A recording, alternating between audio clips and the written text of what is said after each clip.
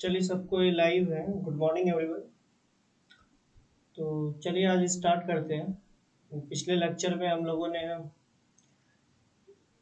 Radiations का heat transfer in absence of external heating source ये हम लोगों ने देखा था। उसमें कुछ थोड़ा बहुत बेसिक्स आप लोगों को बताया था कि कभी भी एक्सटर्नल हीटिंग सोर्स के थ्रू अगर आपको कोई भी चीज़ें हीटिंग करवाई जा रही हो तो हीट ट्रांसफर किस तरीके से होगा थ्रू रेडिएशन। इसके बारे में हम लोगों ने थोड़ा बहुत चर्चा किया था पिछले लेक्चर में।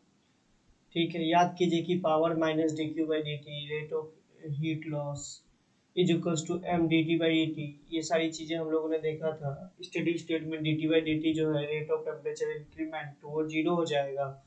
तो P is equals to P is equals to D Q by D T, ये हो हीट लॉस के बराबर हो जाएगा। ये सब सारी चीज़ें हम लोग देख चुके थे। तो आज मैंने आप लोगों को बोला था कि एक क्वेश्चन मैं आप लोगों के लिए कराऊंगा। तो एक क्वेश्चन मैं आप लोगों के लिए लिख के लेता हूँ, एक मिनट।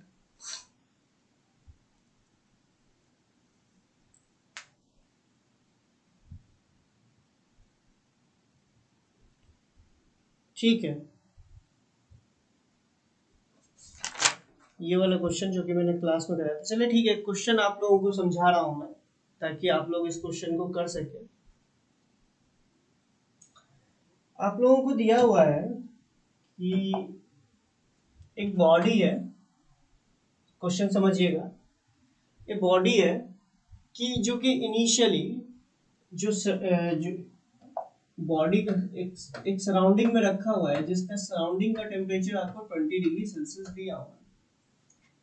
ये बॉडी इनिशियली सराउंडिंग के टेम्परेचर पे था, मतलब इसका टेम्परेचर और सराउंडिंग का टेम्परेचर सेम था। ठीक है, ये आपको दिया हुआ। अब क्या किया कि अच्छा, इस बॉडी का जो स्पेसिफिक हीट आपको दे रखा है वो आपको दे रखा है 20 जूल पर केजी सेकेंड, पर केजी सेकेंड। ठीक है, पर केजी केल्विन, सॉरी केल्विन। इस बॉडी का स्पेसिफिक हीट आपको दे रखा है, इसका मास आपको दे रखा है 2 केजी। इसका जो मास है वो 2 केजी आपको दे रखा हुआ है। ठीक है, इसके अलावा आपको दे रखा है कि हम लोग इसको अब हीटिंग सोर्स से, कोई एक हीटर है, हीटिंग सोर्स से हम इसको लगाते हैं। मतलब एक बॉडी था इनिशियली क्या बोलते हैं, सराउंडिंग के टेम्परेचर पे रखा हुआ था, उसका आपको स्पेसिफिक हीट दे रखा है, मास दे रखा है। उसके बाद क्या करते हैं, अपना एक हीटिंग सोर्स इस पे लगाते हैं, जिस कारण से देखा गया कि इनिशियली क्या हुआ, initially rate of temperature increment, मतलब कि dt by dt, rate of temperature increment, minus के साथ मैं नहीं लिख रहा हूं तो ये बात आपको समझ में आना चाहिए। ये आपको दे रखा है 5 डिग्री सेल्सियस पर सेकेंड आपको दिखा। मतलब हुआ क्या, मैं आपको ये बात फिर से बताने की कोशिश कर रहा हूँ कि एक एक ऑब्जेक्ट था जिसका कि इनिशियल टेम्परेचर सराउंडिंग के टेम्परेचर से मैच कर रहा था। अब हमने क्या किया, एक हीटर लगा दिया। ठीक है, एक हीटर लगाया। तो उस हीटर लगाने के कारण इनिशियली देखा गया कि रेट ऑफ टेम्परेचर इंक्रीमेंट जो था इसका 5 डिग्री सेल्सियस पर सेकेंड हो गया। फाइनली फाइनली क्या हो गया कि फाइनली इसका टेम्परेचर जो है, इसका टी फाइनल जो हो गया वो 50 डिग्री सेल्सियस पे आके रुक गया। समझ रहे हैं मेरी बात को? फाइनली इस बॉडी का जो टेम्परेचर है वो 50 डिग्री सेल्सियस पे आके रुक गया।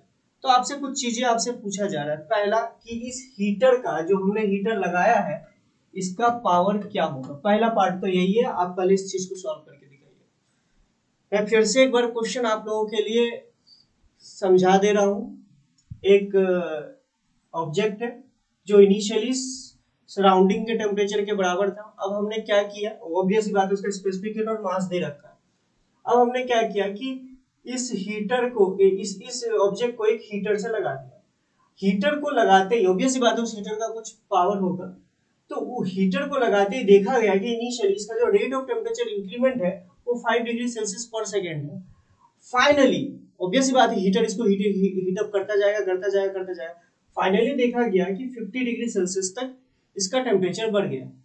ठीक है, 50 डिग्री सेल्सियस पे जाके इस ऑब्जेक्ट का टेम्परेचर कांस्टेंट हो गया। तो आपको बताना है कि हीटर का पावर कितना होगा, मतलब जो हीटर हम लोगों ने लगाया उसका पावर कितना होगा। तो ये आप लोगों के लिए एक तरीके से बोलो,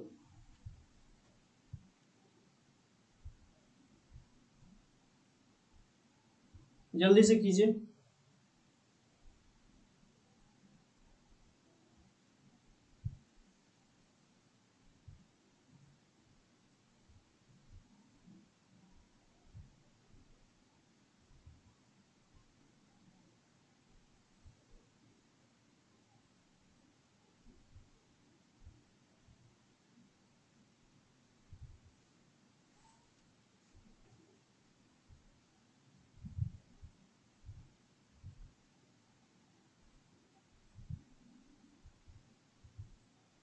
पहला पार्ट आपको समझ में आया कि मैं ये इस हीटर की पावर के बारे में आपसे पूछ रहा हूँ, 200 वोल्ट। चलिए देखते हैं।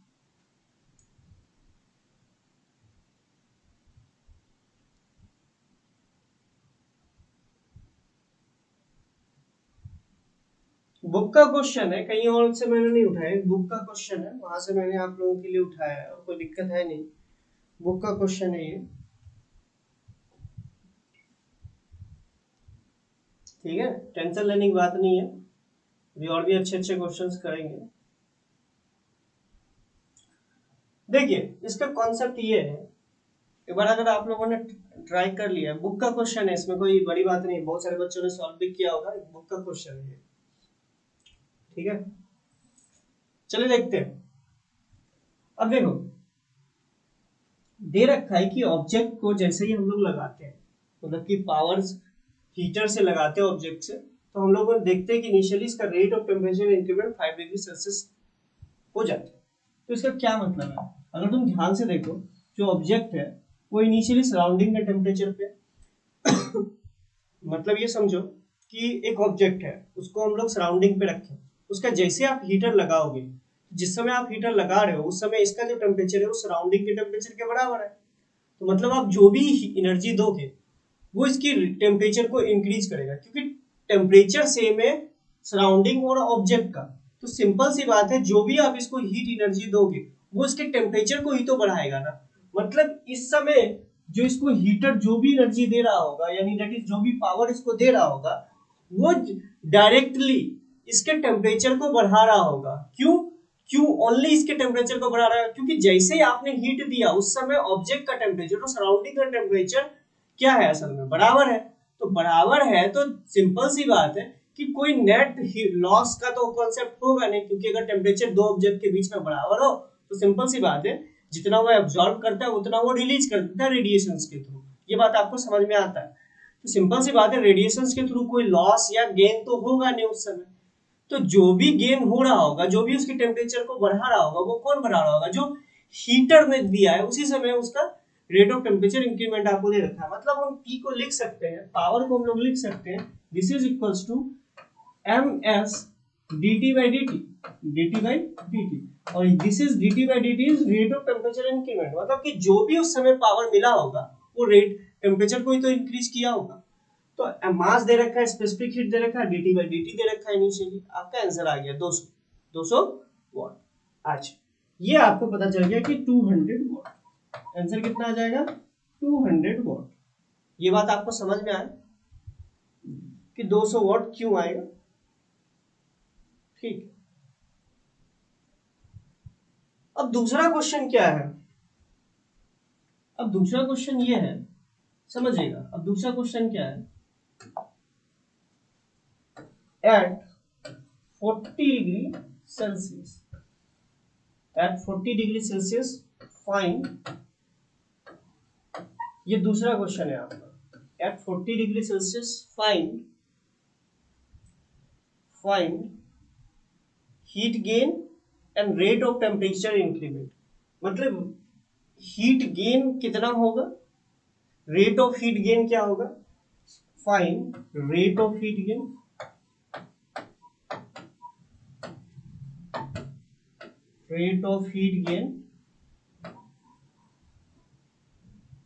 and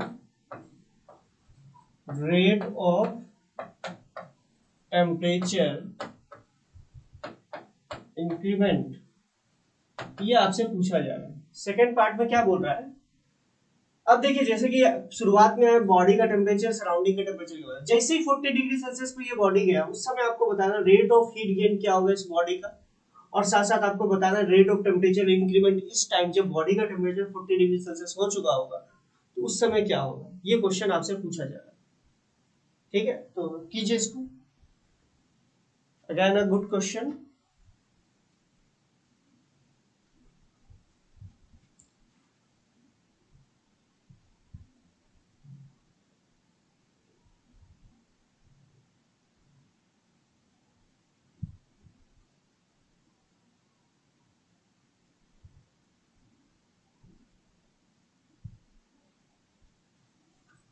सोचिए थोड़ा सा इसको कि क्वेश्चन को अगर तुम एनालाइज करो तो क्वेश्चन ज्यादा टफ है नहीं। इनिशियली बॉडी का टेम्परेचर सराउंडिंग के टेम्परेचर के बराबर था, हमने एक हीटर लगाया, हीटर लगाने के कारण इनिशियली बॉडी का जो टेम्परेचर इंक्रीमेंट रेट है वो 5 डिग्री सेल्सियस हो गया। अब आपको बताना है जब बॉडी का टेम्परेचर 40 डिग्री सेल्सियस हो गया उस समय दैट आपसे पूछा रेट ऑफ हीट गेन क्या होगा, दूसरा आपसे पूछा है रेट ऑफ टेम्परेचर इंक्रीमेंट क्या होगा। तो दो चीजें आपसे पूछी गई है।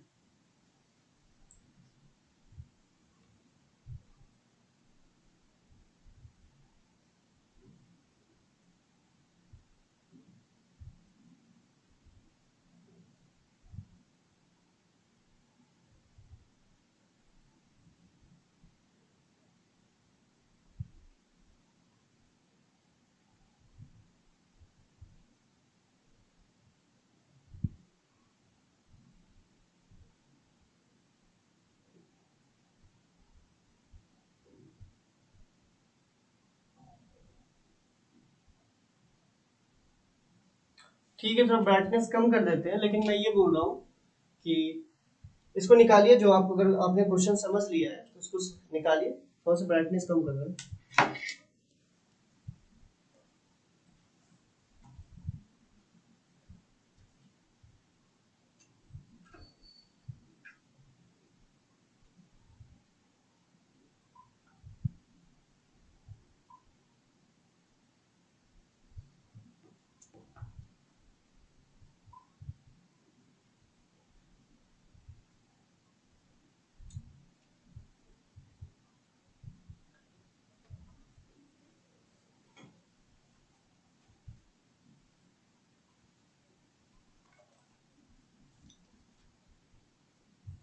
दूसरा क्वेश्चन आई थिंक आप लोगों को समझ में आ गया होगा, आप लोग ट्राई करना चालू कर चुके हैं, तो चलिए ठीक है जल्दी से कीजिए।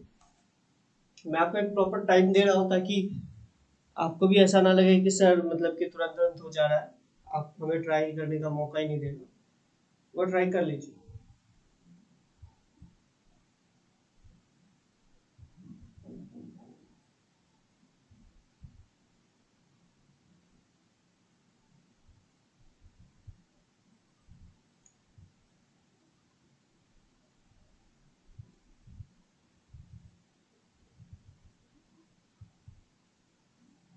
किरचॉफ वाला एक प्रॉब्लम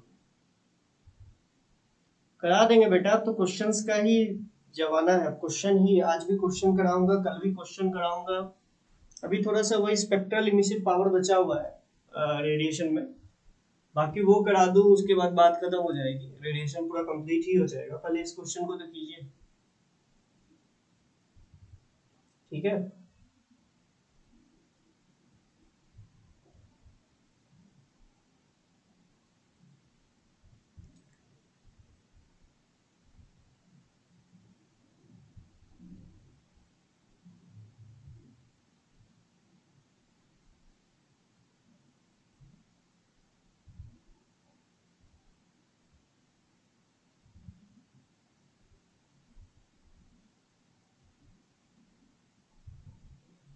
समझ में हुआ आप लोगों से, क्वेश्चन हुआ। चलिए देखते हैं। देखो इस तरह के क्वेश्चन में एक बात समझिएगा, आपसे क्या बोला है, अब मेरी बात को ध्यान से सुनिएगा, जो लोग ट्राई कर चुके हैं अच्छी बात है, अब मेरी बात सुनिएगा। ये ऑब्जेक्ट था, इसके थोड़ा सा मैकेनिज्म को समझते हैं कैसे कैसे करके क्या हो रहा है। इनिशियली जो सराउंडिंग का टेम्परेचर है वो 20 डिग्री सेल्सियस है, ये आप भी जानते हो कि इनिशियली जो सराउंडिंग का टेम्परेचर है, सराउंडिंग का टेम्परेचर 20 डिग्री सेल्सियस दे रखा है, ये ऑब्जेक्ट 20 डिग्री सेल्सियस पे। अब हमने क्या किया, हीटर लगा दिया जिसका कुछ पावर T था। इसके कारण शुरुआत से क्वेश्चन को समझते हैं। हुआ क्या कि जैसे हमने हीटर लगाया तो ये क्या करेगा, एनर्जी देगा, मतलब पावर देगा, मतलब पर सेकंड एनर्जी देगा। इसके कारण मुझे क्या देखा है, इनिशियली इसका rate of temperature increment 5 degree Celsius पर सेकंड हो गया। समझ रहे मेरी बात को? इसका rate of temperature increment 5 degree Celsius हो चुका है। इसका मास दे रखा है, स्पेसिफिक हीट आपको दे रखा है। देखा गया कि ये ऑब्जेक्ट जो है फाइनली जो है 50 डिग्री सेल्सियस पे जाके इसका टेम्परेचर रुक गया। 50 डिग्री सेल्सियस पे जाके इसका टेम्परेचर रुक गया। टी फाइनल मतलब इस ऑब्जेक्ट का 50 डिग्री सेल्सियस हो गया। अच्छा समझना, 50 डिग्री सेल्सियस का क्या मतलब है, फाइनल टेम्परेचर इसका 50 डिग्री सेल्सियस होगा, इसका क्या मतलब है? जैसे देखो, कोई भी बर्तन को आप जब गर्म करते हो तो देखते हो कि उसका धीरे धीरे टेम्परेचर बढ़ता जाता है, फिर धीरे धीरे उसका टेम्परेचर बढ़ते बढ़ते एक लिमिट तक बढ़ता है, उसके बाद उसका टेम्परेचर कांस्टेंट हो जाता है। मतलब ये वही टेम्परेचर दे रखा है कि एक ऑब्जेक्ट को हम लोग गर्म कर रहे हैं, गर्म करते करते पहले वो ऑब्वियस सी बात है, किसी बर्तन को आप को जब जैसे ही आप गैस के ऊपर रखने जाते हो तो पहले उसका टेम्परेचर जो होता है सराउंडिंग में टेम्परेचर के बराबर होता है। जैसे ही फिर इसको आप हीट करते हो तो हीट करते करते करते ऐसा ही होता है कि वो इनफाइनाइट टाइम तक हीट होता रह जाता है, मतलब उसका टेम्परेचर बढ़ता चल जाता है। नहीं, एक लिमिट तक उस बर्तन का टेम्परेचर बढ़ेगा, उसके बाद कांस्टेंट हो जाएगा। वही चीज यहाँ पे भी बोला गया है कि इसका फाइनल टेम्परेचर 50 डिग्री सेल्सियस पे जाके कांस्टेंट हो गया। इसका क्या मतलब है? इसका ये मतलब है, अब ध्यान से सोचना कि 50 डिग्री, अब देखो तुम हीटर से ऐसा तो नहीं कर रहे हो कि एनर्जी ज्यादा कम, ऐसा तो कुछ नहीं कर रहे हो। कांस्टेंट उसका पावर अगर आपका 200 वॉट है, हम लोगों ने जो कि पहले पार्ट में निकाल रखा है, तो अगर उसका पावर 200 वॉट है तो इसका मतलब है वो हर पर सेकेंड 200 जूल एनर्जी देगा इस ऑब्जेक्ट को। अच्छा, जैसे ही ये object 50 degree Celsius temperature achieve कर लेगा तो सिंपल सी बात है, जो आप एनर्जी दे रहे हो, जो आप एनर्जी दे रहे हो इस ऑब्जेक्ट को 200 जूल, वो हीट लॉस के फॉर्म में चला जाएगा। मतलब आप ये बोल सकते हो कि at 50 degree Celsius, at 50 degree Celsius हमारे पास एक इक्वेशन हम बोल सकते हैं, 50 डिग्री सेल्सियस पे जो हम लोग बोल सकते हैं नेट हीट लॉस जो होगा, नेट हीट लॉस जो होगा, अगर तुम ध्यान से देखा जाए, नेट हीट लॉस जो होगा वो 200 वॉट होगा, यानी 200 जूल पर सेकेंड होगा, जिसको हम लोग न्यूटन्स लॉ के अकॉर्डिंग लिख सकते हैं। अगर तुम ध्यान से देखो, इसको हम लिख सकते हैं के टी बॉडी कितना है भैया, के दैट इज के, सॉरी के डेस आप बोल सकते हो, क्योंकि इसको नेट हीट लॉस को हम लोग लिख सकते हैं dq by dt, और इसको हम लोग बोल सकते हैं के डेस टी बॉडी। टी बॉडी कितना है भैया 50 माइनस टी सराउंडिंग कितना है भैया 20 इज इक्वल्स टू 200। यानी यहां से आपको के डेस की वैल्यू आ जाएगी। समझ रहे मेरी बात को? यहां से आपको के डेस की वैल्यू आ जाएगी, दैट इज 200 बाई 30 या 20 बाई 3। आप ये बोल सकते हो कि के डेस की वैल्यू आपको आ जाएगी 20 बाई 3। अच्छा, के डेस क्या है, याद कीजिए dq बाई dt का आपका कांस्टेंट होता है, इसको आप ms से मल्टीप्लाई कर दीजिएगा तो सिंपल सी बात है आपको k की वैल्यू आ जाएगी। अच्छा, ये तो मुझे k डेज की वैल्यू आ गई, ठीक है, k days that is dq by dt का प्रोपोर्शनैलिटी कांस्टेंट। अब आपसे बोला क्या है, अब आपसे बोला क्या है कि एट 40 डिग्री सेल्सियस, आपसे बोला है कि 40 डिग्री सेल्सियस में आप ये बताइए कि आपका नेट हीट लॉस कितना है। 40 डिग्री सेल्सियस में नेट हीट लॉस कितना है? अब समझना मेरी बात को, देखो 50 डिग्री सेल्सियस पे ये हुआ कि 200 जूल पर सेकेंड एनर्जी जो आप दे रहे हो ना, वो पूरा का पूरा सराउंडिंग में जा रहा है, वो ऑब्जेक्ट कोई भी एनर्जी एब्जॉर्ब कर ही नहीं रहा है, इसलिए इसका टेम्परेचर कांस्टेंट रह जा रहा है। इसका इसलिए मैंने इसको क्या कर दिया कि net heat loss is equals to 200, मतलब जितना हीटर ने दिया पूरा का पूरा लॉस कर दिया through radiations. Net heat loss की बात कर रहा हूं। नेट हीट लॉस में क्या आता है, ऑब्वियस सी बात है, नेट हीट लॉस में आता है आपका एब्जॉर्प्शन, मतलब सॉरी उसका emission minus of absorption through radiations, इसी को नेट हीट लॉस ही तो बोलते हैं हम लोग। उसी को हम लोग न्यूटन्स लॉ के अकॉर्डिंग हम लोग इस तरीके से लिख सकते हैं, Newton's law of heat loss, उसके थ्रू हम लोग के days into T body minus T surrounding के रूप में इसको लिख सकते हैं, ये आप लोगों को पता है। अच्छा, अगर हम लोग 40 डिग्री सेल्सियस की बात करें तो 40 डिग्री सेल्सियस में अगर तुम ध्यान से देखो, इस समय हीट लॉस, अगर हम लोग बात करें नेट हीट लॉस कितना होगा, समझ रहे मेरी बात को? अगर हम लोग बात करें net heat loss 40 degree Celsius पे कितना हो रहा होगा, तो तुम खुद सोचो ना, न्यूटन्स लॉ के अकॉर्डिंग अगर देखा जाए कि dq by dt net heat loss, ये कितना है भैया, नेट हीट लॉस, ये अगर न्यूटन्स लॉ के अकॉर्डिंग देखा जाए तो this is k days T body minus T surrounding. T body इस समय कितना है भैया 40 और सराउंडिंग कितना है भैया 20। अच्छा केडीएस अभी हम लोगों ने निकाला 20/3 और ये कितना है भैया 20, तो मतलब हो गया ये 400/3 joule per second, 400/3 joule per second. मतलब ये पता चला कि इस समय पर सेकेंड इतनी जूल एनर्जी पर सेकेंड लॉस हो रही होगी 40 डिग्री सेल्सियस पे। क्योंकि जैसे ही 50 हो जाएगा, 50 डिग्री सेल्सियस जैसे ही बॉडी टेम्परेचर अचीव कर लेगा, उस समय तो 200 joule per second energy release कर रहा होगा ना ये पर सेकेंड नेट।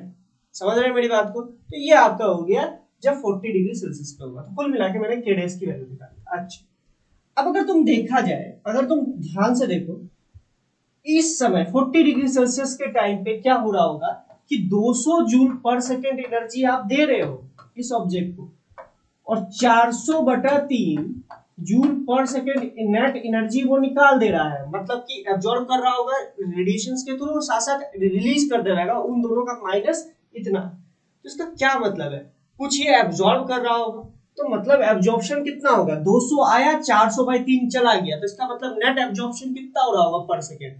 तो नेट एब्जॉर्प्शन पर सेकेंड इस टेम्परेचर पे जो होगा वो होगा 200 माइनस ऑफ 400/3, इतना जूल पर सेकेंड। तो आपसे ये भी आपसे पूछ सकता था कि at 40 degree Celsius net absorption rate कितना होगा, तो ये भी आपसे पूछ सकता था। तो ये अगर आपसे पूछ देता तो सिंपल सी बात है भैया, 200 जूल पर सेकेंड एनर्जी हम दे रहे हैं, उसमें से 400/3 जूल पर एनर्जी पर सेकेंड हमारा रिलीज हो जा रहा है, मतलब लॉस हो जा रहा है, नेट हीट लॉस के फॉर्म में चला जा रहा है। तो एब्जॉर्प्शन रेट कितना हो जाएगा, इन दोनों का माइनस हो जाएगा। अच्छा नेट एब्जॉर्प्शन हो रहा है, तो क्या नेट एब्जॉर्प्शन रेट को हम लोग ms dt/dt के बराबर कर सकते हैं? अच्छा यहाँ अगर हम बोले ये असल में क्या है आपका dq/dt, इसको हम लोग बोल सकते हैं, इसको हम लोग नेट एब्जॉर्प्शन रेट, समझ रहे हो? अच्छा नेट एब्जॉर्प्शन रेट को मैं ऐसा लिख सकता हूं ms dt/dt, ms dt/dt। अच्छा dt/dt क्या है, ये रेट ऑफ टेम्परेचर इंक्रीमेंट। अगर कोई बॉडी नेट एब्जॉर्ब कर रहा है तो सिंपल सी बात है वो बॉडी का टेम्परेचर इंक्रीज हो ही रहा होगा, ये मैंने कल की लेक्चर में आप लोगों को बताया था।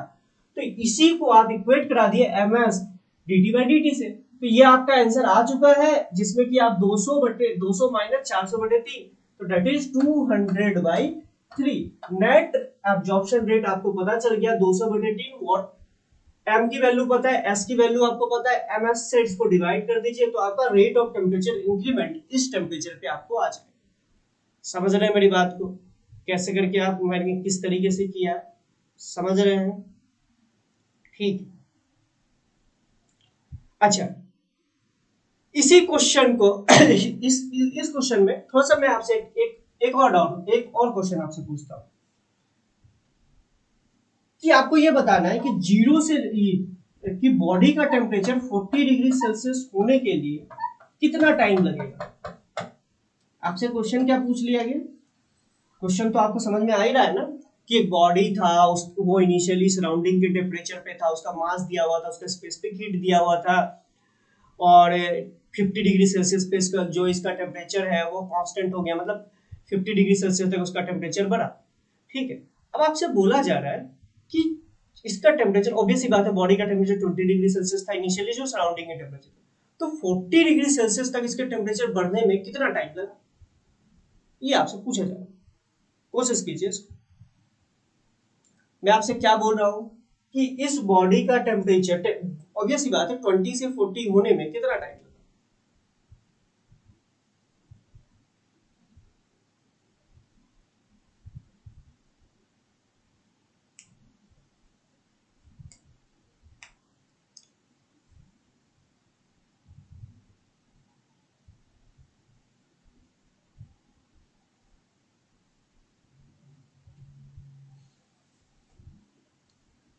मुझे लग रहा है लॉग मेथड से हम लोग इसको आराम से सॉल्व कर सकते हैं, क्योंकि ऑलरेडी आप केडेस की वैल्यू निकाल चुके हो, तो सिंपल सी बात है आपको वहां पे निकालने में ज्यादा दिक्कत होगी नहीं।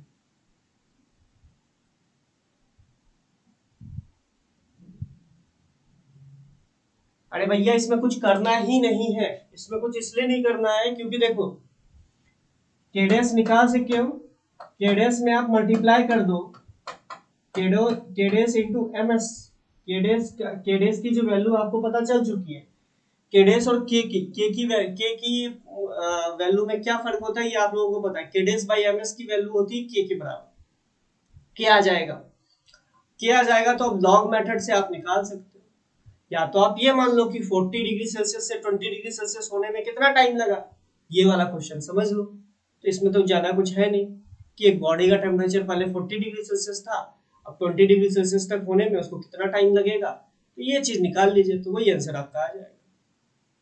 समझ रहे हैं मेरी बात को? तो ठीक है, ये मैं आप पे छोड़ रहा हूँ, बहुत ज्यादा टफ क्वेश्चन नहीं था, ठीक है ओके।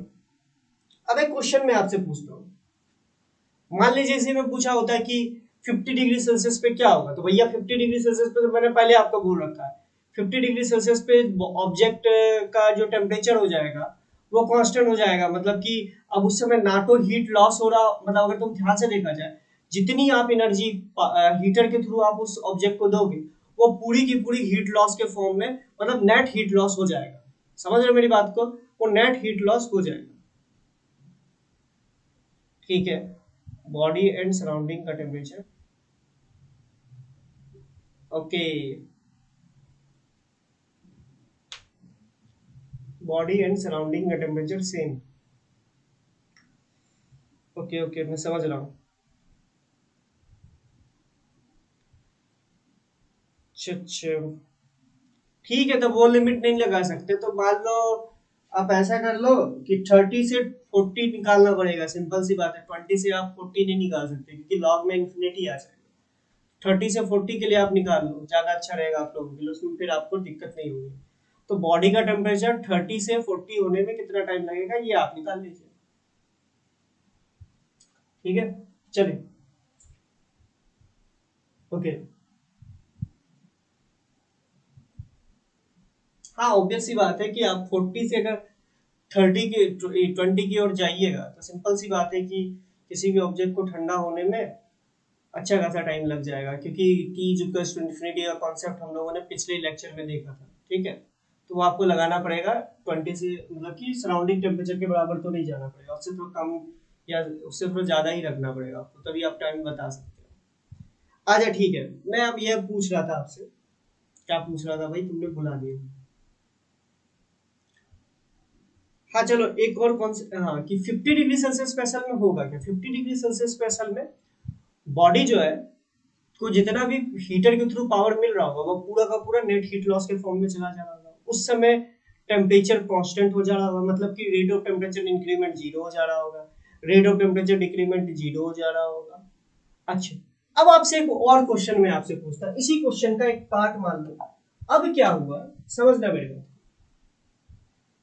बॉडी को पहले हम लोगों ने हीटर से लगाया, सारा चीज आपको बता दिया गया, अब जब इस बॉडी का टेम्परेचर 50 डिग्री सेल्सियस पे चला गया, क्या बोला जा रहा है कि जब इस बॉडी का टेम्परेचर 50 डिग्री सेल्सियस पे चला गया उस समय हम लोगों ने क्या किया, इस हीटर को ऑफ कर दिया, इस हीटर को ऑफ कर दिया, तो आपको बताना है इस समय रेट ऑफ टेम्परेचर डिक्रीमेंट क्या हो, क्वेश्चन आपको, आप इतने देर से कर रहे हो, इतने देर से आप सब कुछ कर रहे हो, मैं आपको ये बोलने की कोशिश कर रहा हूँ कि पहले बॉडी को ऑब्वियस सी बात है हम लोगों ने हीटर लगाया, जिस समय इसके बॉडी का टेम्परेचर सराउंडिंग के टेम्परेचर के बराबर था, मास दे रखा है 2 kg, स्पेसिफिक हीट आपको दे रखा है, जो भी आपको दे रखा था, कितना दे रखा था specific heat rate, specific heat दे रखा था I think 20 joule per KG kelvin, ये आपको दे रखा था। अब क्या हुआ कि इस बॉडी का टेम्परेचर धीरे धीरे बढ़ना चालू हुआ, बढ़ते बढ़ते बढ़ते 50 डिग्री सेल्सियस तक जाके कांस्टेंट हो गया, अब हमने क्या किया 50 डिग्री सेल्सियस पे जाके जैसे बॉडी का टेम्परेचर कांस्टेंट हो गया तो हमने कर दिया हीटर को ऑफ, क्या कर दिया हीटर को ऑफ, तो इस समय आपको बताना है कि इस टाइम जिस समय आपने हीटर को ऑफ किया उस समय रेट ऑफ टेम्परेचर डिक्रीमेंट क्या होगा, रेट ऑफ टेम्परेचर डिक्रीमेंट क्या होगा, ये आपका क्वेश्चन, जैसे ही आपने 50 डिग्री सेल्सियस पे जाके हीटर को ऑफ किया तो आपसे पूछा जा रहा है इस समय रेट ऑफ टेम्परेचर डिक्रीमेंट क्या होगा,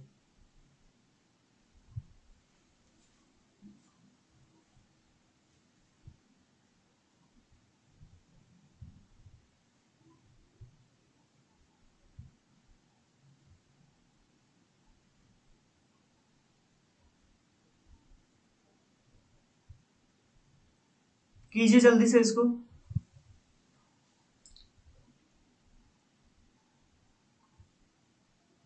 फिफ 50 डिग्री सेल्सियस पे जैसे ही ऑब्जेक्ट का टेम्परेचर पहुंचा तो हमने उस समय ऑब्जेक्ट हीटर को ऑफ कर दिया। तो इस समय आपको बताना है जिस समय आपने हीटर को ऑफ किया उस समय rate of temperature decrement of body क्या होगा, ये आपसे पूछा जा रहा है।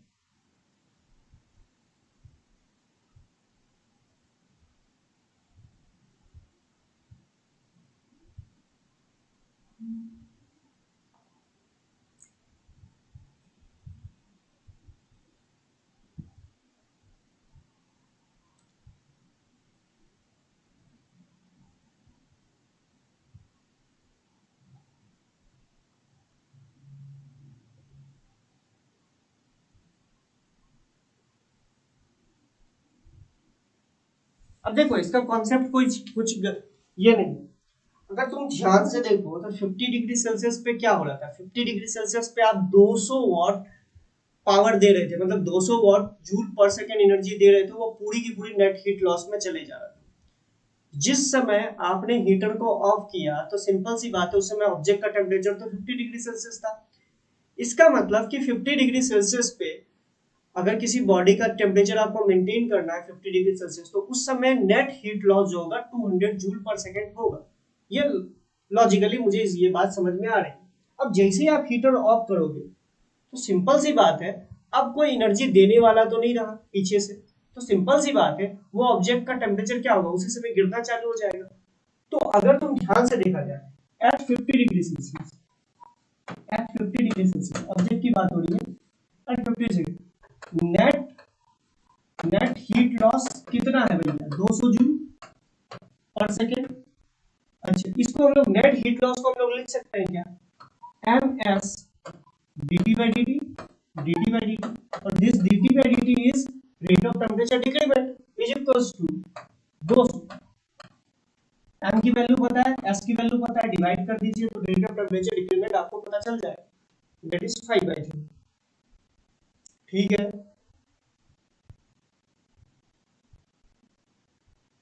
साउंड क्रैकिंग, अब ठीक है साउंड, आई थिंक अब साउंड सही है।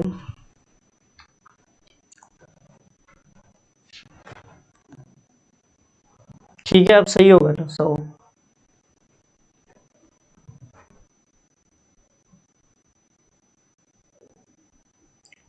ठीक है, इस तरह के क्वेश्चंस मैं आपको यही बोलूंगा कि आप कर सकते हो।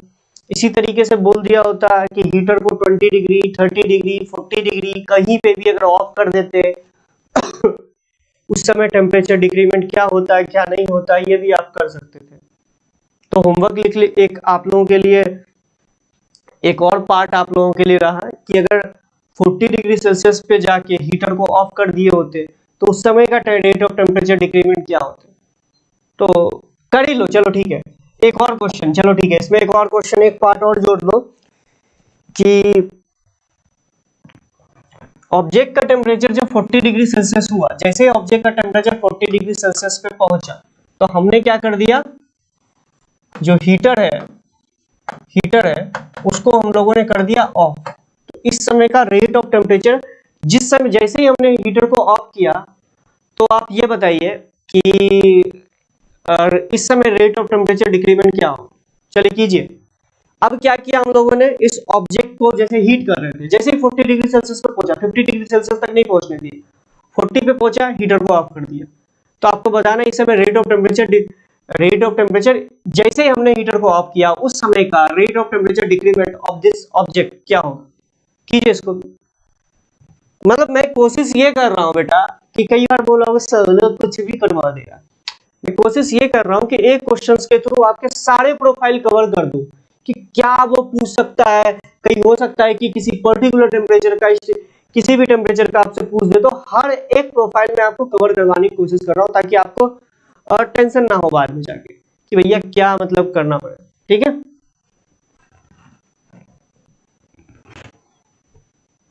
ये करना रिलेटिवली आसान है। क्यों आसान है समझना। आप क्या 40 डिग्री सेल्सियस पे आप ये निकाल सकते क्या, इस समय का नेट हीट लॉस कितना हो? मुझे लगता है आप निकाल सकते हो। हम लोगों ने ये पार्ट कर रखा है कि 40 डिग्री सेल्सियस पे नेट हीट लॉस कितना होगा। 40 डिग्री सेल्सियस पे rate of net absorption rate भी हम लोग निकाल चुके हैं, नेट हीट लॉस भी हम लोग निकाल चुके हैं। कैसे निकालेंगे? At 40 degree Celsius net heat loss की अगर हम लोग बात की जाए तो 40 डिग्री सेल्सियस पे कैसे निकाल सकते हैं? इसको हम लोग निकाल सकते हैं k days into T body. T body कितना है 40 माइनस टी सराउंडिंग कितना है भैया 20। तो k डेज की वैल्यू तो अभी हम लोग निकाल चुके थे, ये तो हम लोग ऑलरेडी कर चुके हैं। अगर आपको याद होगा तो ये तो ऑलरेडी मैं करवा चुका था यार, जहां तक आपको याद होगा। देखो 40 डिग्री सेल्सियस पे dq by dt हम लोगों ने निकाला था, that is net heat loss. This is net heat loss through radiations.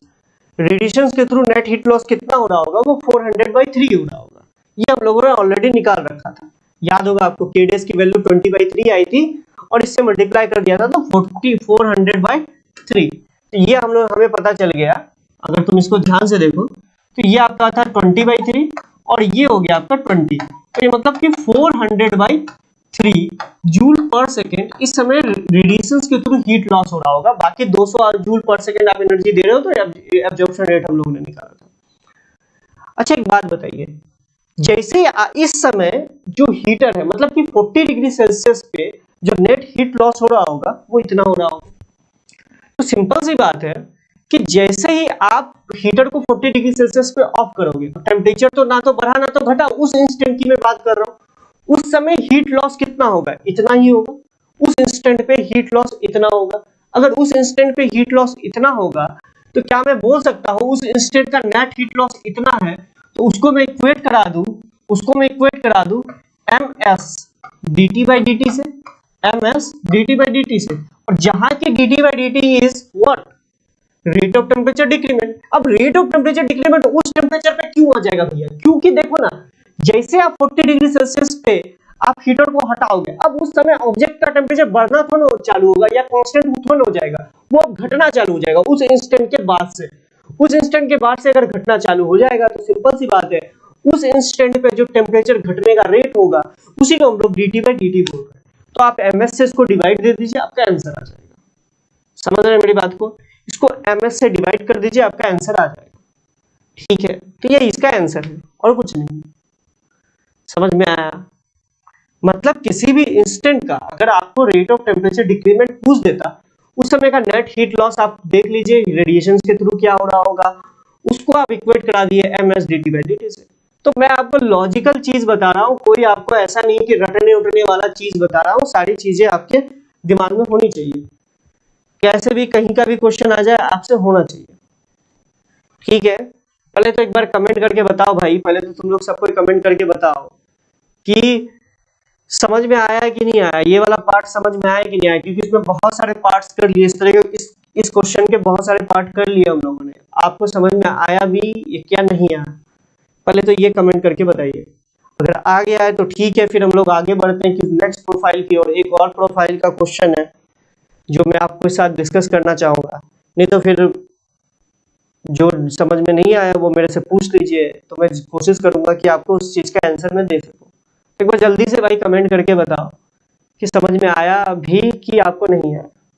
एक बार कमेंट कीजिए जल्दी से प्लीज, जल्दी जल्दी सबको।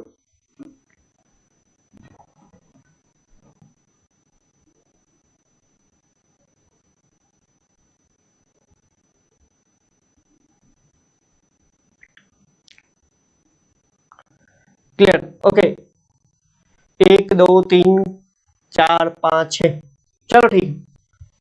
और लोग तो चुपचाप बैठे हुए हैं। चलिए ठीक है, अब हम लोग बात करते हैं। एक बच्चा मेरे से डाउट पूछा था, सुनना।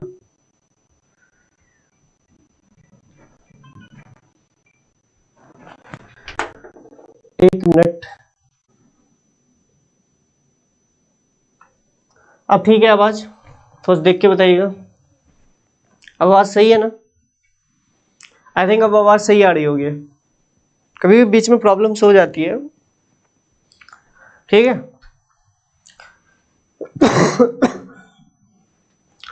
चलो ठीक है, एक क्वेश्चन की बात कर रहा हूं। एक बच्चे ने मुझसे पूछा था कि सर जब आप स्टीफेंस लॉ पढ़ा रहे थे, एक बच्चे ने कल या परसों, हाँ कल ही पूछा था कि सर जब आप स्टीफेंस लॉ पढ़ा रहे थे तो आप एक चीज बोले थे। हम बोले क्या? तो वो ये बोले कि सर जब dq by dt rate of emission जब आप बोल रहे थे किसी का ऑब्जेक्ट का, तो वो लिखे थे E A सिग्मा T की power 4 where T is the surface temperature. ये हम लोगों ने लिखा था इमिशन रेट। जब किसी ऑब्जेक्ट का आप ऑब्जॉर्प्शन रेट लिखते हो dq by dt absorption rate, तो वो लिखते हो E A सिग्मा Ts की पावर 4, ठीक है, या आप यहाँ पे A लिखते हो। ये आपने कैसे लिख दिया, ये थोड़ा सा मुझे नहीं पचा। एक बच्चे ने मुझसे पूछा कि सर जब आप इमिशन रेट, अब याद करो कि एब्जॉर्प्शन माइनस इमिशन करते थे तो नेट आपका हीट लॉस आता था रेडिएशंस के थ्रू, जो कि हम लोगों ने किया था। याद है कि नहीं याद है? पहले ये बताओ कि ये कितने लोगों को समझ में आया था? ए लिखा था मैंने यहाँ पे, और ए जो इक्वल्स टू ई होता है, तो इसलिए आप यहाँ पे इसको रिप्लेस करके ई से भी कर सकते हो। तो एक बच्चे ने मेरे से पूछा था, डाउट पूछा था कि सर यहाँ पे एरिया, अपने ऑब्जेक्ट का एरिया, सरफेस का टेम्परेचर ऑफ सराउंडिंग ले लिया, ये कैसे करके आप लोगों ने लिखा है एब्जॉर्प्शन रेट, ये थोड़ा सा मुझे लॉजिकली समझ में नहीं आ रहा है, तो थोड़ा सा इसको अच्छे से एक्सप्लेन कर दीजिएगा। तो मैं उसी चीज को आज एक्सप्लेन करने वाला हूं कि असल में एब्जॉर्प्शन रेट कैसे लिखते हैं, एब्जॉर्प्शन रेट कैसे लिखते हैं। तो थोड़ा सा इसको समझिएगा, अपना दिमाग थोड़ा सा अगर अच्छे से कीजिएगा तो आपको समझ में आ जाएगा, ठीक है। तो समझना, एक ऑब्जेक्ट है, एक ऑब्जेक्ट है, ये मान लो कि सराउंडिंग पे रखा हुआ है। इस ऑब्जेक्ट का जो सरफेस है, इसका कुछ ना कुछ एब्जॉर्बिटी होगा, कुछ ना कुछ एब्जॉर्बिटी होगा। एब्जॉर्बिटी का क्या मतलब होता है? या एब्जॉर्प्टिव पावर होगा, मतलब उस ऑब्जेक्ट के सरफेस पे जो रेडिएशंस के रूप में जो भी एनर्जी गिरेगी, उसका कुछ परसेंटेज वो एब्जॉर्ब कर लेगा। अरे एब्जॉर्प्टिव पावर का मतलब क्या होता है कि किसी सरफेस पे एनर्जी गिरी, उसका कितना परसेंट, कितना फ्रैक्शन वो एब्जॉर्ब कर लिया, दैट इज एब्जॉर्प्टिव पावर, या उसी को हम लोग एब्जॉर्बिटी भी बोलते हैं, ठीक है। तो इसका कुछ एब्जॉर्बिटी होगा जिसको हम लोग ए बोल रहे हैं। अच्छा, ये बॉडी का टेम्परेचर टी दे रखा है, अब सराउंडिंग का टेम्परेचर Ts। क्या हम इसको इस तरीके से मान सकते हैं क्या, ये ऑब्जेक्ट चारों तरफ से एक इन्वेलप से ढका हुआ है और वो इन्वेलप असल में सराउंडिंग है, वो इन्वेलप एक तरीके से सराउंडिंग है, ये बात मैं बोल सकता हूं।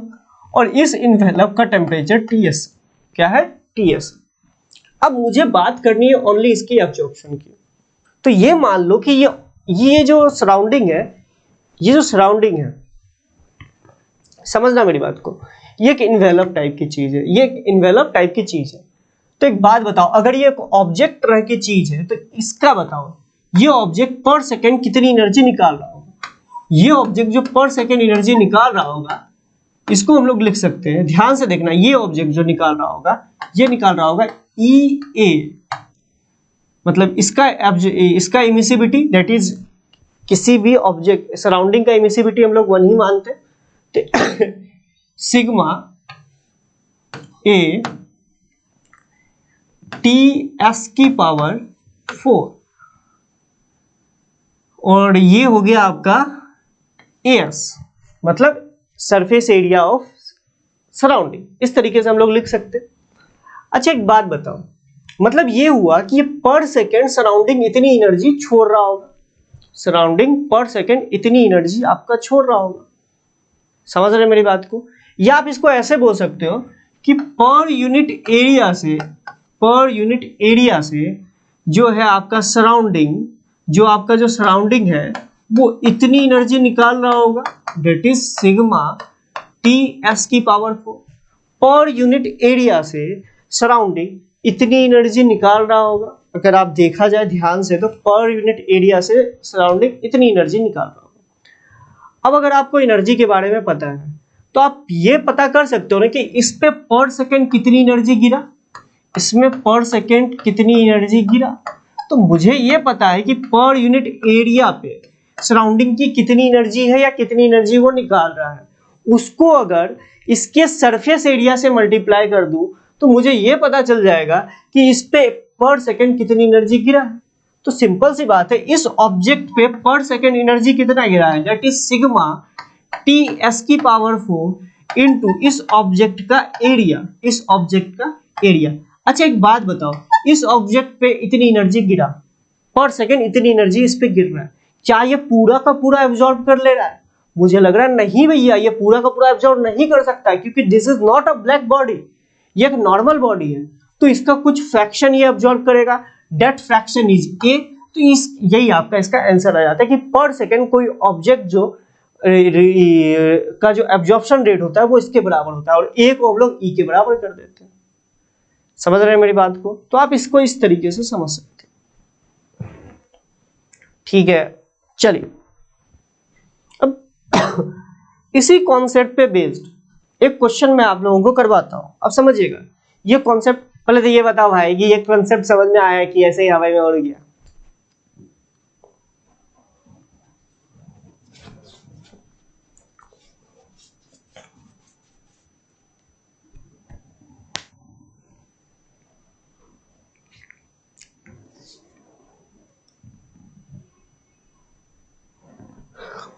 एक क्वेश्चन है,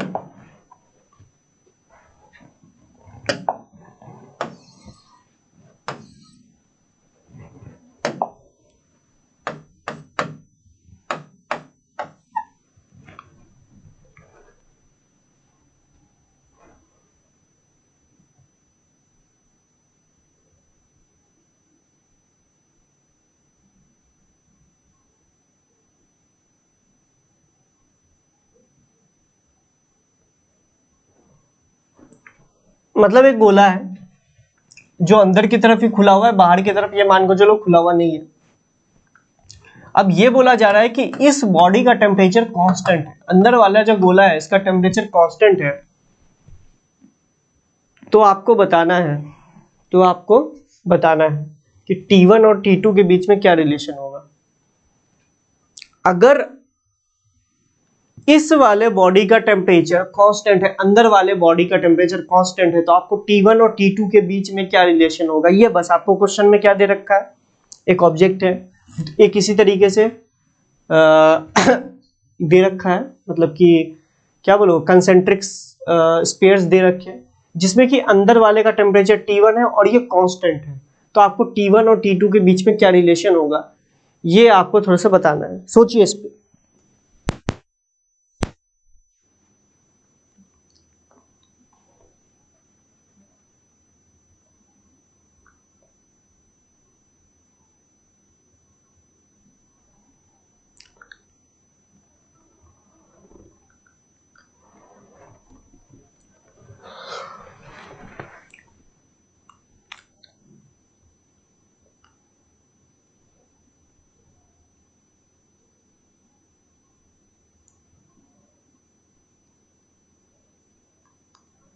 बताइएगा थोड़ा सा।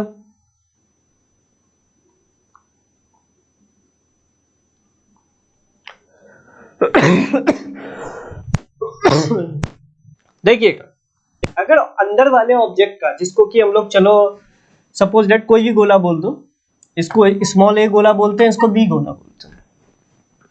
अगर अंदर वाले का गोले का टेम्परेचर कांस्टेंट है तो इसका मतलब है कि पर सेकेंड ये जितनी एनर्जी एब्जॉर्ब कर रहा होगा उतनी ही रिलीज कर दे रहा होगा। तो इसका क्या मतलब है, ध्यान से देखिए कि अगर इसकी बात की जाए, इसका absorption is equals to emission बराबर करवा दो, आपका आंसर आ जाएगा।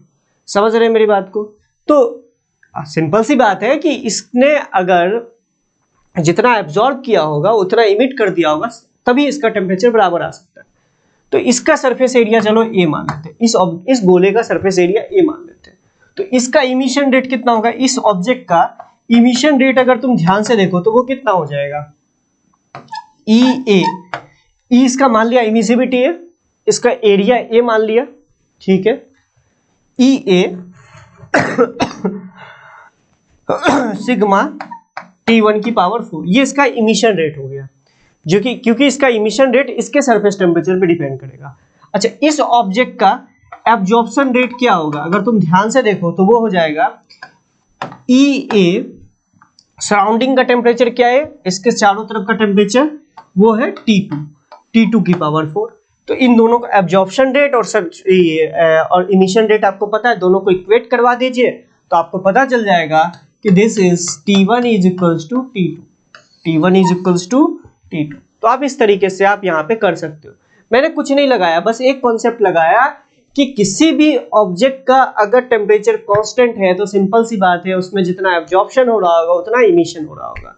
वही कॉन्सेप्ट पे बेस्ड 2016 पे एक क्वेश्चन आया हुआ था। क्या क्वेश्चन आया हुआ था, ध्यान से सुनिएगा। एक दो पैरेलल प्लेट है, सुनना एक बात को, इसी पे बेस्ड एक क्वेश्चन आया हुआ है। एक पैरेलल प्लेट है, दोनों बहुत ज्यादा क्लोज रखा हुआ है, आप समझना, दोनों बहुत ज्यादा क्लोज रखा हुआ है। एक का टेम्परेचर आपको कुछ दे रखा था, दूसरे का टेम्परेचर कुछ दे रखा था, तो आपको बोला था कि ये वाला जो बॉडी का टेम्परेचर, इस वाला जो ये वाला जो प्लेट है इसका टेम्परेचर कांस्टेंट रख रहा है, तो बताइए कि कुछ आपसे पूछा गया था इस तरह के क्वेश्चन।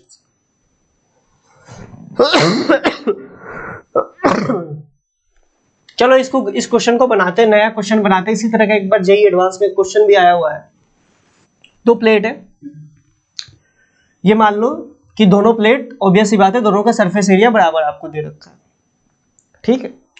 इस बॉडी का टेम्परेचर कांस्टेंट रह रहा है, इस बॉडी का टेम्परेचर कांस्टेंट रह रहा है, और इस बॉडी का जो टेम्परेचर है वो भैया आपको दे रखा है 200 डिग्री सेल्सियस, ठीक है। ये आपको दे रखा था। इसी तरह का कुछ क्वेश्चन था, एक बार आप लोग थोड़ा सा, मैं उस क्वेश्चन को लेके आऊंगा तब आपके साथ डिस्कस करवाऊंगा नेक्स्ट लेक्चर में। इस तरह का कोई क्वेश्चन था 2016 में, एडवांस में आया हुआ था, तो उस क्वेश्चन को मैं डिस्कस करवा दूंगा। अभी मुझे क्वेश्चन एग्जैक्टली याद आ नहीं रहा, ठीक है। अच्छा, इसी टाइप से रिलेटेड एक दूसरा क्वेश्चन मैं आपसे पूछता हूँ, मान लो अब इसी तरीके से कंसेंट्रिक स्फीयर्स ले लिया।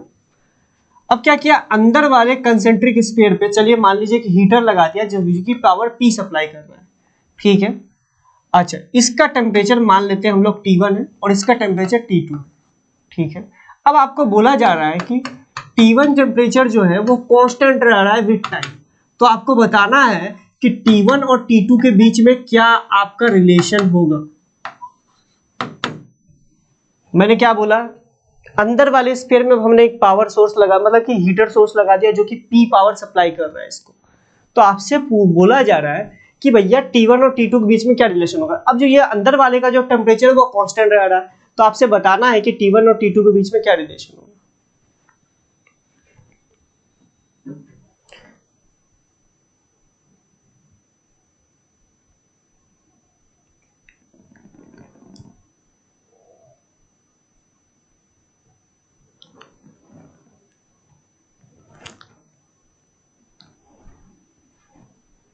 मैंने क्या बोला, अंदर वाले गोले में हमने एक हीटर लगा दिया, ठीक है।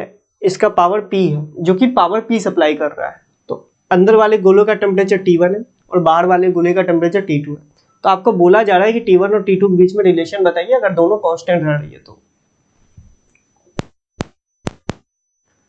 अगर टेम्परेचर ऑफ गोल, अंदर वाला गोला कांस्टेंट रह रहा है तो आपको T1 और T2 के बीच में रिलेशन बताना है।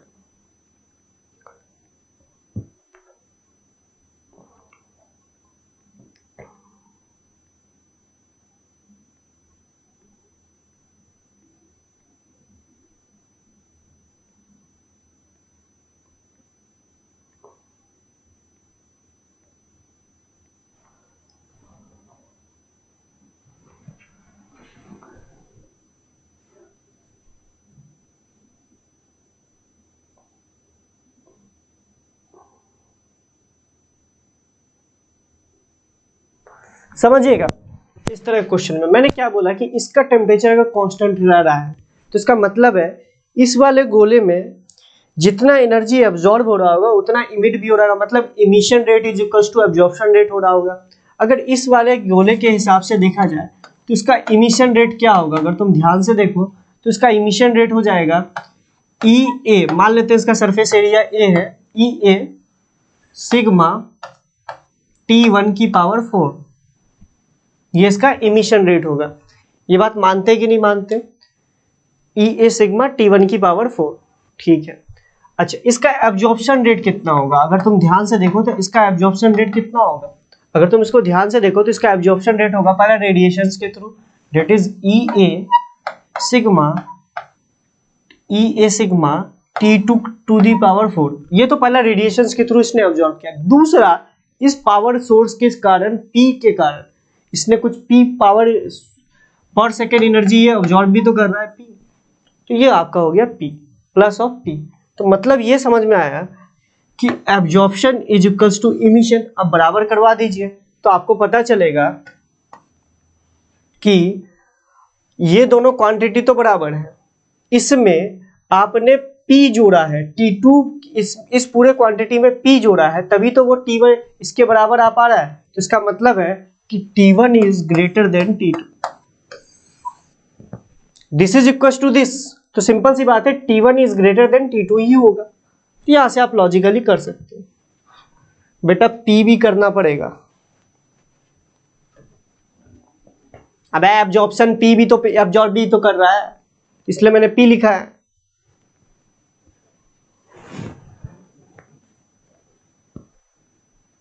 या आप ऐसे सोचा करो, इसको कितनी एनर्जी मिली इज इक्वल्स टू इसने कितनी एनर्जी छोड़ दी, बराबर होना चाहिए। तो इसको कितनी एनर्जी मिली है इस गोले को? पहला तो रेडिएशंस के थ्रू इसको एनर्जी मिली, दूसरा एनर्जी मिला हीटर के थ्रू, वो बराबर होना चाहिए। जितना वो इमिट कर रहा है वही मैंने कर दिया।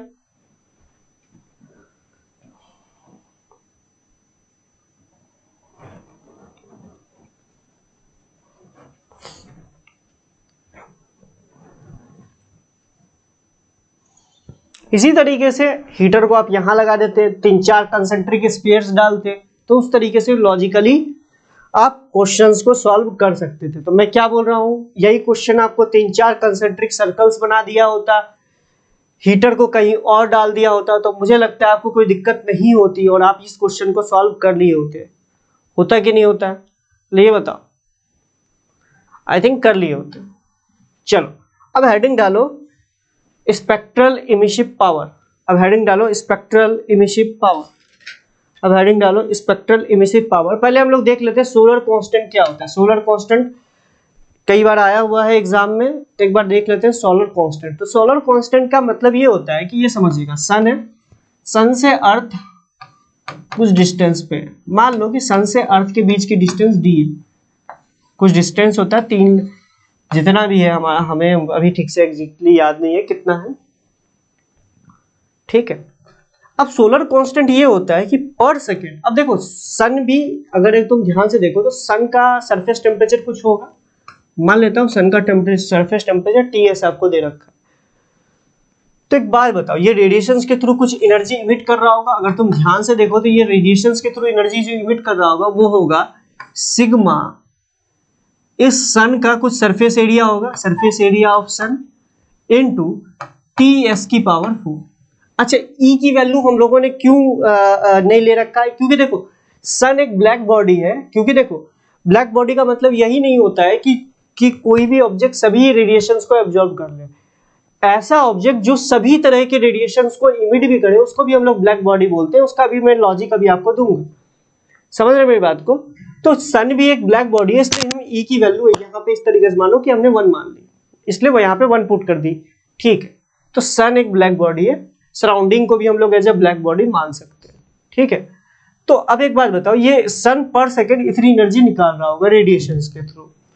अब सोलर कांस्टेंट इस तरीके से डिफाइन किया गया है कि पर यूनिट एरिया में अर्थ कितनी एनर्जी रिसीव कर रहा है through the sun, this is called solar constant. अगर तुम इसको ध्यान से देखो तो सन जो हमारी अर्थ है वो d रेडियस वाले एक सर्कल पे मूव कर रही है, तो यही जो एनर्जी है वो किस तरीके से फैलेगी? स्फेरिकल शेप में इस तरीके से फैलती जाएगी।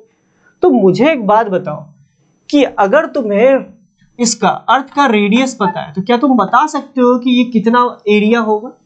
समझ रहे हो मेरी बात को, ये कितना एरिया होगा? तो मैं क्या बोल सकता हूं क्या कि 4 पाई डी स्क्वायर एरिया में कितनी एनर्जी फैल गई?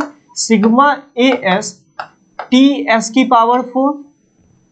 तो एक यूनिट एरिया में कितनी एनर्जी फैलेगी? इतना सिग्मा as ts की power 4 by 4 pi D square.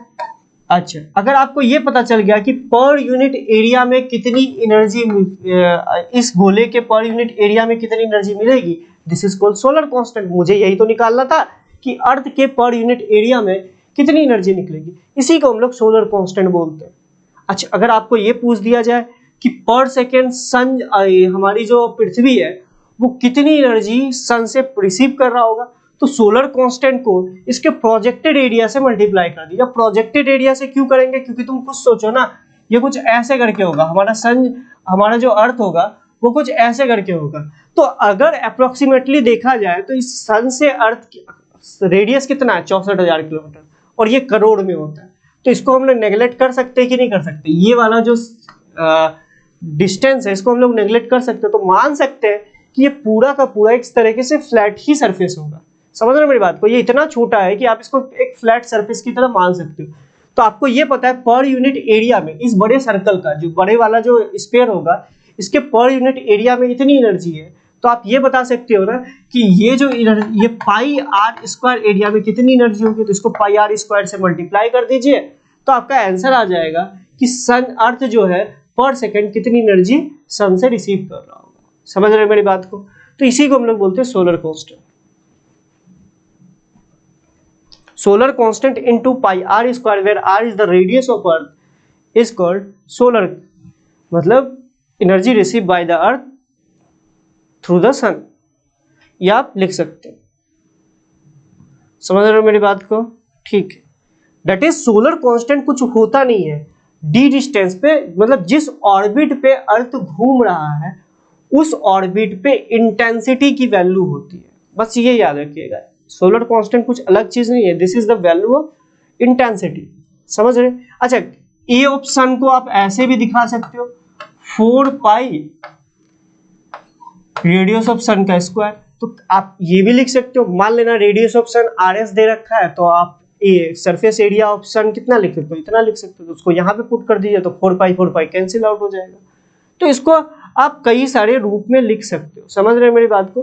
तो सोलर कांस्टेंट कुछ होता नहीं है, बस जिस ऑर्बिट पे अर्थ घूम रहा है उस ऑर्बिट पे इंटेंसिटी की वैल्यू क्या होगी उसको हम लोग बोलते हैं सोलर कांस्टेंट। ठीक है, चलिए ये बात समझ में आया।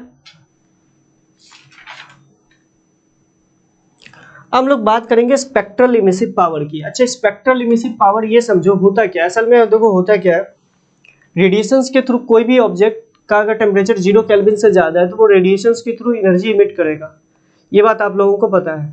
अगर वो रेडिएशंस के थ्रू एनर्जी इमिट करेगा तो ऑब्वियस ही बात है कि वो इलेक्ट्रोमैग्नेटिक वेव के फॉर्म में एनर्जी निकालेगा। अब उस इलेक्ट्रोमैग्नेटिक वेव का कुछ ना कुछ तो आपका फ्रीक्वेंसी होगा, कुछ ना कुछ तो वेवलेंथ होगा। तो ऐसा होता है कि कोई भी ऑब्जेक्ट जो रेडिएशंस के फॉर्म में एनर्जी निकालता है उसमें कोई एक पर्टिकुलर वेवलेंथ का ईएम वेव्स नहीं होता है, बहुत तरह के इलेक्ट्रोमैग्नेटिक वेवलेंथ के ईएम वेव्स होते हैं। अब एक बात समझना कि अगर मान लो कि ऑब्जेक्ट का टेम्परेचर T है, एक ऑब्जेक्ट का सरफेस टेम्परेचर T दे रखा है और उसका सरफेस एरिया A दे रखा है, तो ये रेडिएशंस के थ्रू जो एनर्जी निकालेगा वो होगा, अगर वो पर सेकेंड अगर हम लोग बात करें कितनी एनर्जी निकालेगा तो वो होगा EA सिग्मा T की पावर 4। अच्छा, ये टोटल एनर्जी इतनी निकाल रहा है, लेकिन क्या ये एक पर्टिकुलर वेवलेंथ का एनर्जी है? नहीं, ये है हर तरह का। ये ऑब्जेक्ट असल में अलग अलग वेवलेंथ का इलेक्ट्रोमैग्नेटिक वेव निकाल रहा है, जैसे λ1, λ2, इस तरीके से हजारों करोड़ों वेवलेंथ का आपका ये रेडिएशंस निकाल रहा है। अब उन सभी रेडिएशंस को ऐड कर दे, हर एक वेवलेंथ से एसोसिएटेड कुछ ना कुछ एनर्जी होगी, उन सभी एनर्जी को ऐड कर दे तो उस एनर्जी की वैल्यू हमारे पास ये आती है। समझ रहे हैं मेरी बात को? उस एनर्जी की वैल्यू हमारे पास ये आती है, मतलब टोटल एनर्जी कितना निकाला, अलग अलग वो अलग बात है कि ये अलग अलग वेवलेंथ के फॉर्म में एनर्जी निकाल रहा है, उस सभी एनर्जी को अगर कंबाइन कर दिया जाए तो उसकी वैल्यू ये आएगी। ये समझ रहे हैं मेरी बात को? ठीक। अब होगा क्या कि कुछ एक पर्टिकुलर लैम्डा ज्यादा अमाउंट में निकलता है, कुछ एक पर्टिकुलर लैम्डा कम अमाउंट में निकलता है। अब जो चीज आप समझिएगा, रेडिएशंस के थ्रू आप कोई भी चीज को देख भी सकते हैं, जैसे सन को देखना, वो सन हमें क्यों दिखाई देता है? रेडिएशंस के थ्रू, क्योंकि वो रेडिएशंस के थ्रू एनर्जी निकाल रहा है, तो सिंपल सी बात है उसी कारण से दिखता है। अब जैसे आप आयरन के रॉड को अब जब आप गर्म करते हो तो पहले वो दिखता नहीं, अगर तुम सोचोगे सर रेडिएशंस के थ्रू हमारे बॉडी से भी इलेक्ट्रोमैग्नेटिक वेव निकल रही है तो हम लोग दिखते क्यों नहीं है? क्योंकि भैया तुम अल्ट्रावायलेट या फिर इंफ्रारेड इन सब रे को spectral emissive power is the heading. कई लोग सोचते होंगे कि सर हमारे बॉडी से इलेक्ट्रोमैग्नेटिक वेव के फॉर्म में रेडिएशंस निकल रहा है तो हम लोग दिखते क्यों नहीं, मतलब ऐसा क्यों नहीं फील होता कि हमारे जैसे भगवान का नहीं होता, देखते ना क्या इससे करके मतलब लाइट निकलता हुआ प्रतीत होता है, तो हमारे बॉडी से उसे लाइट निकलता हुआ प्रतीत क्यों नहीं होता है, ऐसा क्यों नहीं होता? तो उसका सिंपल सा लॉजिक होता है कि देखिए आप उसी लाइट को देख पाते, विजुअल रेंज की लाइट को देख सकते हो, कभी भी इंफ्रारेड रेंज की लाइट को आप थोड़ा नहीं देख सकते, कुत्ता बिल्ली थोड़ा ना जो कि आप देख लोगे। तो हमारे बॉडी से जो रेडिएशंस के फॉर्म में जो एनर्जी निकल रही है वो जनरली वो आपका लाई करता है, मैक्सिमम उसमें जो लैम्डा होता है वो आपका या तो इंफ्रारेड में लाई करता है या माइक्रोवेव्स में लाई करता है या हो सकता है इसमें क्या बोलते हैं रेडियो वेव्स में लाई करता होगा। ठीक है, रेडिएशन का रेंज तो पता है ना, सबसे कम वेवलेंथ, अगर आपको इलेक्ट्रोमैग्नेटिक स्पेक्ट्रम के बारे में नहीं पता है तो सबसे पहले होता है रेडियो वेव्स, ठीक है, इससे पहले भी माइक्रोवेव्स होता है, ठीक है, रेडियो, फिर आपका होता है इंफ्रारेड, फिर आता है विजुअल रेंज, उसके बाद होता है अल्ट्रावायलेट, फिर होता है एक्सरे, उसके बाद होता है आपका गामा रे। क्या होता है आपका? Gamma ray. ठीक है, इस ओर से इस ओर जाने पर लैम्डा जो है वो घटता है और फ्रीक्वेंसी है बढ़ती है। समझ रहे मेरी बात को? मतलब माइक्रोवेव्स का फ्रीक्वेंसी कम होगा in compare to radio wave, infrared का ज्यादा होगा थोड़ा रेडियो वेव्स के, फिर इंफ्रारेड से थोड़ा ज्यादा होगा विजुअल का, फिर विजुअल से ज्यादा होगा अल्ट्रावायलेट का, अल्ट्रावायलेट से ज्यादा एक्सरे का, और एक्सरे से ज्यादा गामा रे का। इस तरीके से इलेक्ट्रोमैग्नेटिक वेव को डिस्ट्रीब्यूट किया गया, अलग अलग प्रकार की इसका क्लासिफिकेशन किया गया इन किसके बेसिस पे? फ्रीक्वेंसी के बेसिस पे या लैम्डा के बेसिस पे। अगर लैम्डा की बात की जाए तो लैम्डा घटता जाता आगे जाने पर। तो मैंने ये बोला कि हमारे बॉडी से जो इलेक्ट्रोमैग्नेटिक वेव्स निकलती है वो जनरली इंफ्रारेड और इस रेंज का निकलता है। तो सिंपल सी बात है, विजुअल रेंज का निकलता है लेकिन बहुत कम निकलता है, तो इसलिए हमें हमारी बॉडी से जब आप अंधेरे में भी चले जाते हो तो आपकी बॉडी चमकती हुई प्रतीत नहीं होती है, जबकि इलेक्ट्रोमैग्नेटिक वेव हमारी बॉडी से निकल रही होती है। अगर वो विजुअल रेंज में लाइट करता तो सिंपल सी बात है वो आपको चमकती हुई प्रतीत होती। लेकिन जब आप किसी, इसका एक एग्जांपल से आप समझ सकते हो कि किसी आयरन को जब आप गर्म करते हो तो एक टाइम के बाद वो रेड दिखना चालू होता है। और रेड दिखने का उसका क्या मेन रीजन होता है? रेड दिखने का मेन रीजन ये होता है कि जब आप उसको इतना ज्यादा हीट कर दिए कि अब उससे जो इलेक्ट्रोमैग्नेटिक वेव के फॉर्म में जो रेडिएशंस निकल रहा है उसमें रेड लाइट बहुत ज्यादा क्वांटिटी में निकल, विजुअल रेंज में जो रेड लाइट होता है वो ज्यादा क्वांटिटी में निकल रहा है, इसलिए आपको वो रेड कलर का दिखाई देता है। फिर उसको और गर्म करो तो आपको ऑरेंज कलर में दिखने लगता है, फिर और भी ज्यादा गर्म करो तो वो व्हाइट कलर में दिखने लगता है। तो ये रीजन होता है। समझ रहे मेरी बात को? अच्छा, तो मेरा मतलब ये है कि रेडिएशंस में जो एनर्जी निकलता है वो अलग अलग वेवलेंथ के बीच में डिस्ट्रीब्यूटेड होता है। अब इसी में एक टर्म डिफाइन किया गया है, स्पेक्ट्रल इमिसिव पावर। क्या डिफाइन किया गया है? Spectral emissive power. अब स्पेक्ट्रल इमिसिव पावर क्या होता है, इसको इस तरीके से समझते हैं। स्पेक्ट्रल इमिसिव पावर क्या होता है? जैसे मान लो कि एक बॉडी है, इसमें लैम्डा, बहुत सारे लैम्डा निकल रहे हैं, तो स्पेक्ट्रल इमिसिव पावर को हम लोग ई लैम्डा से दिखाते हैं।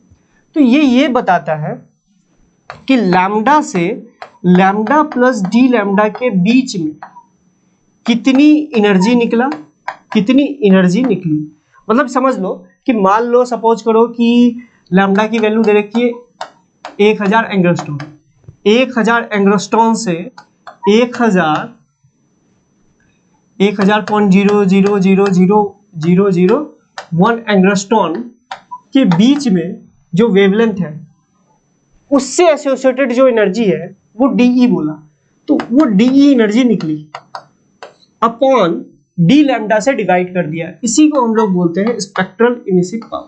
तो स्पेक्ट्रल इमिसिव पावर क्या है? अगर तुम ध्यान से देखो, मान लेते हैं कि लैम्डा की वैल्यू हम लोगों ने 1000 चूज की, तो 1000 से 1000 तो डी लैम्डा की वैल्यू कितनी होगी? अगर तुम ध्यान से देखो तो डी लैम्डा की वैल्यू की 0.0001। तो लैम्डा से लैम्डा प्लस डी लैम्डा के बीच में मान लेते हैं कि एनर्जी निकली, उस लैम्डा से डी लैम्डा के बीच में जो एनर्जी निकली है उससे एसोसिएटेड जो एनर्जी है वो डीई है। क्या है भैया? डीई है। डीई अपॉन डी लैम्डा को हम लोग बोलते हैं स्पेक्ट्रल इमिसिव पावर। समझ रहे हैं?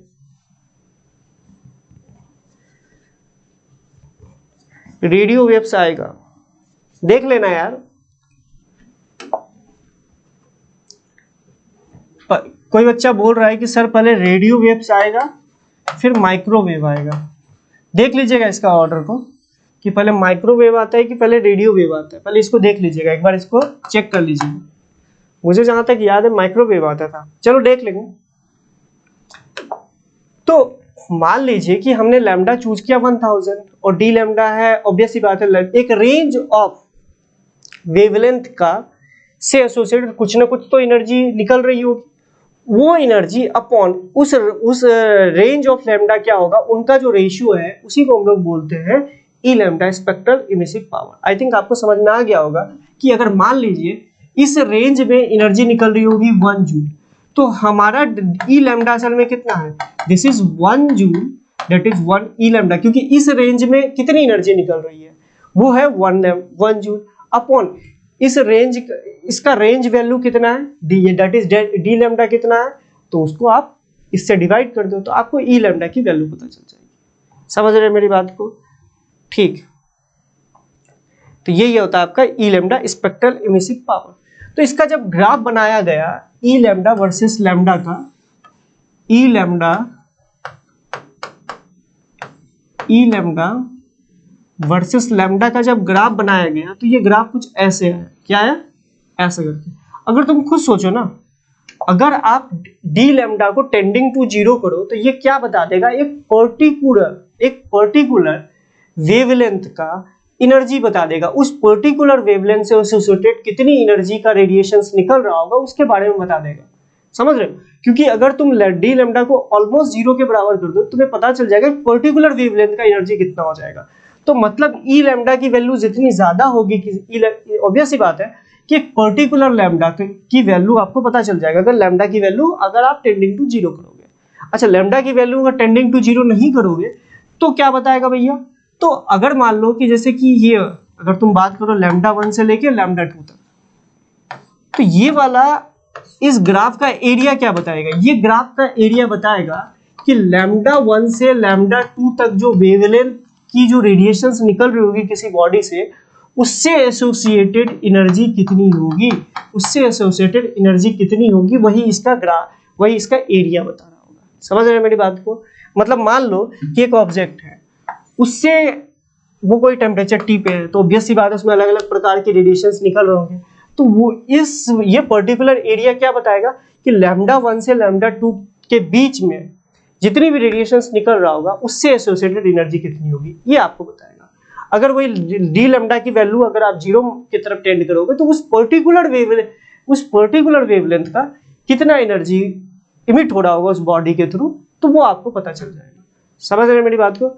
अच्छा, अगर मैं पूरा एरिया ले लूं, अगर तुम लॉजिकली सोचो तो ये पूरा एरिया जो है दैट इज, अगर हम पूरा एरिया की बात करें, इस पूरे एरिया की बात करें, इस ग्राफ का पूरा एरिया की बात करें, तो मुझे लग रहा है इसकी वैल्यू हो जाएगी सिग्मा, मतलब कि सिग्मा ए टी की पावर 4 के बराबर। क्योंकि इस वाले ग्राफ में हर एक वेवलेंथ आ गया ना, तो हर एक वेवलेंथ से एसोसिएटेड जो एनर्जी होती है वो सिग्मा ए टी की पावर 4। चलो ठीक है, ई नहीं लिया क्योंकि हम लोग मान के चलते हैं कि अभी हम लोग मान के चल रहे हैं कि जो हमारा बॉडी है वो ब्लैक बॉडी है। ब्लैक बॉडी रेडिएशंस का की एक खासियत होती है कि उसके स्पेक्ट्रल ये जो ग्राफ है स्पेक्ट्रल इमिसिव पावर और लैम्डा का ग्राफ के बीच में हर एक वेवलेंथ प्रेजेंट होता है, कोई भी वेवलेंथ मिसिंग नहीं होता है। अगर एक नॉर्मल बॉडी की बात की जाए तो हो सकता है कि ये लैम्डा 1 मिसिंग हो, ये लैम्डा 2 मिसिंग हो, तो कोई एक मिसिंग होगा जरूर, बहुत सारी चीजें मिसिंग होती है। लेकिन एक ब्लैक बॉडी का जो ई लैम्डा और लैम्डा का ग्राफ है, तो कोई भी बॉडी ब्लैक बॉडी है या नहीं है, उसका ई लैम्डा वर्सेस लैम्डा का ग्राफ कंटिन्यूअस होगा। अगर कहीं पे मिसिंग से, जैसे मान लो कि ऐसे से दिया रहता, ये सब मिसिंग पॉइंट्स है। तो अगर ये मिसिंग पॉइंट्स है तो इसका मतलब है कि ये आपका नॉर्मल बॉडी का ग्राफ है। अगर आपका पूरा कंटिन्यूअस ग्राफ बन रहा है तो इसका मतलब है वो ब्लैक बॉडी ग्राफ होगा। तो पहला तो यही बात समझ लो कि अगर कंटिन्यूअस ग्राफ है आपका ई लैम्डा वर्सेस लैम्डा के बीच में, तो वो भैया ब्लैक बॉडी का ही ग्राफ होगा, क्योंकि ब्लैक बॉडी ही एक ऐसा बॉडी होता है जिसके की रेडिएशन में हर वेवलेंथ का आपको जो है वो ईएम वेव्स मिल जाएगा। समझ रहे हैं मेरी बात को? क्योंकि वो हर वेवलेंथ का रेडिएशन एब्जॉर्ब कर लेता है, तो सिंपल सी बात हो, हर वेवलेंथ का रेडिएशन छोड़ेगा भी। लेकिन नॉर्मल बॉडी हर वेवलेंथ का रेडिएशन को एब्जॉर्ब नहीं कर सकता, इसलिए वो हर वेवलेंथ की रेडिएशन को छोड़ भी नहीं सकता। लॉजिकल बात है, सोचना इस पे अच्छे से। तो ई लैम्डा वर्सेस लैम्डा का जो ग्राफ होता है वो बताता है कि टोटल कितनी एनर्जी वो रेडिएट कर रहा होगा। ऑब्वियस सी बात है, अगर आपको कहीं मिसिंग पॉइंट्स है तो ऑब्वियस सी बात है आपको ई से मल्टीप्लाई करना पड़ेगा। समझ रहे हैं? ठीक है, तो इसका टोटल ग्राफ जो है, इसका टोटल जो एरिया है वो आपको क्या बताएगा? टोटल इमिसिव पावर, मतलब ये बताएगा आपको टोटल इमिसिव पावर, हर एक वेवलेंथ का मिला के जो टोटल इमिसिव पावर होगा इसी को वो दिखा रहा होगा। अच्छा एक बात बताइए, टेम्परेचर बढ़ाइएगा तो सिंपल सी बात है इसका एरिया भी बढ़ेगा, क्योंकि टेम्परेचर जैसे जैसे आप बढ़ाते हो तो होता क्या है कि ऑब्जेक्ट जो है पर सेकंड ज्यादा से ज्यादा एनर्जी निकालने की कोशिश करता है, ज्यादा से ज्यादा एनर्जी निकालेगा। तो ज्यादा से ज्यादा एनर्जी निकालेगा तो सिंपल सी बात है इसका ग्राफ का एरिया भी बढ़ेगा। अच्छा, इस ग्राफ का जो पीक होता है इसको हम लोग बोलते हैं लैम्डा एम। लैम्डा एम, ठीक है, इस ग्राफ का जो पीक होता है उसको हम लोग लैम्डा एम बोलते हैं, से जो एसोसिएटेड वेवलेंथ होते हैं उसको हम लोग बोलते हैं लैम्डा एम। अच्छा, ये लैम्डा एम क्या है?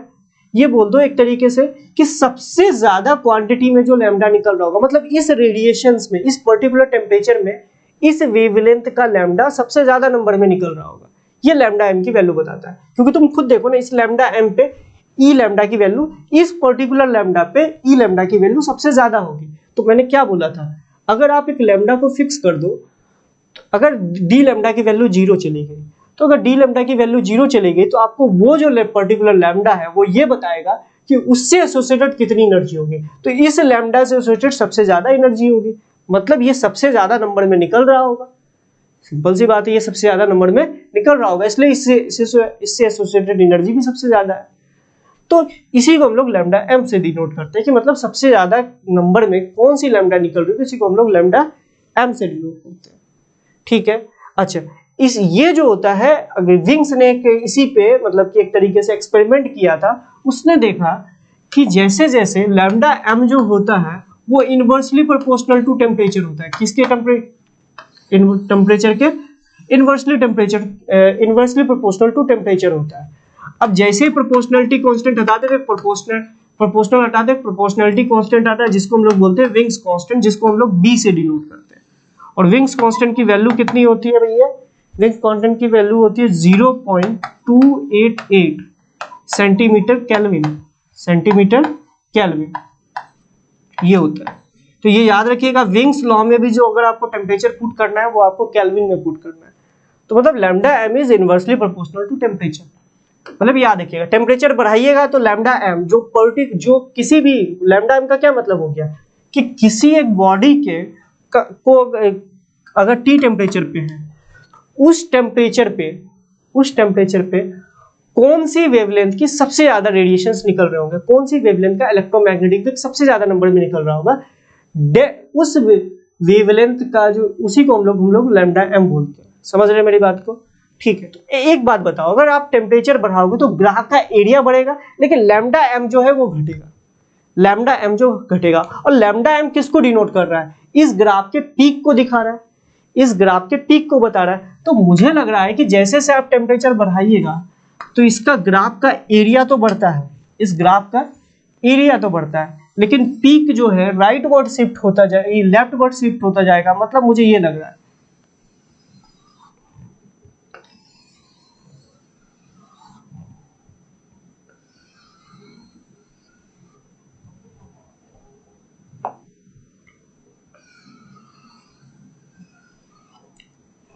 अगर बोला जाए this is temperature, this is T1 temperature, this is T2 temperature, this is T3 temperature, तो आपको ध्यान से देखिए कि पीक जो है वो शिफ्ट हो जा रहा है इस तरफ। ये अगर बोला जाए कि λ3 ये दिस इज λ2 दिस इज λ1, तो आप देख लीजिए कि आप देखिए टेम्परेचर बढ़ाने पे ग्राफ का एरिया भी बढ़ रहा है। ये आपका ई लैम्डा वर्सेस लैम्डा का ग्राफ है। तो ध्यान से देखिए कि टेम्परेचर बढ़ाने पर आपका ग्राफ का एरिया तो बढ़ेगा, लेकिन जो इसका पीक है वो इस तरफ लेफ्टवर्ड, इस तरफ ओरिजिन की तरफ शिफ्ट होता चल जाएगा। तो देख लो कि आप बोल सकते हो कि T1 is greater than T2 is greater then T3। समझ रहे हैं मेरी बात को? क्यों? क्योंकि ये सबसे कम टेम्परेचर पे तो इसका पीक सबसे ज्यादा इधर। उसके बाद जैसे जैसे आप टेम्परेचर बढ़ाओगे लैम्डा एम की वैल्यू, लैम्डा एम क्या होता है, पीक से एसोसिएटेड जो वेवलेंथ है वो आपका घटता चला जाएगा। तो ये आप ग्राफ याद रख सकते हो इससे रिलेटेड, ठीक है? समझ रहे हैं मेरी बात को? तो इससे एसोसिएटेड आप ग्राफ भी याद रख सकते हो। चलिए ठीक है, बाकी मैंने आज आप लोगों के लिए क्वेश्चन लेके आया था मैं।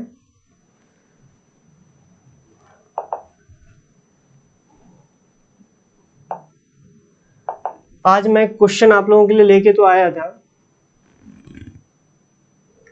क्वेश्चंस तो मैं आप लोगों के लिए आज लेके आया था, कैलोरीमेट्री का और कुछ मिक्स क्वेश्चंस लेके आया था, लेकिन छोड़ो कोई नहीं, नेक्स्ट लेक्चर में हम लोग इस आगे क्वेश्चंस भी करेंगे, ठीक है?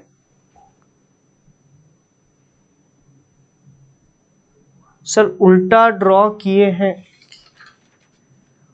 उल्टा ड्रॉ किए मतलब? एक मिनट, क्या बोल रहे हैं आप? सर उल्टा ड्रॉ किए हैं,